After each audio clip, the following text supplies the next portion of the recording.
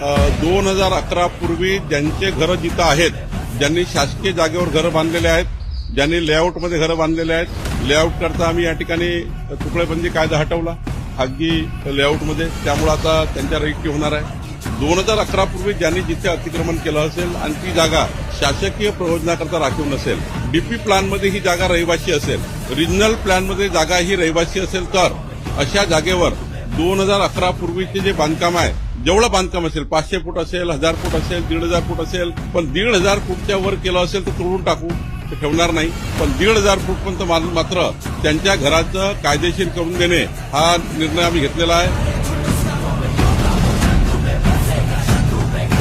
महाराष्ट्रामध्ये 1 जानेवारी 2011 पूर्वीचे रहिवासी असलेला आणि तेव्हा त्या मतदार यादीत नाव असलेला व्यक्ती फक्त या ठिकाणी या योजनेला पात्र ठरेल आणि जनतेला आता त्यांच्या हक्काचे घरं बांधता येतील.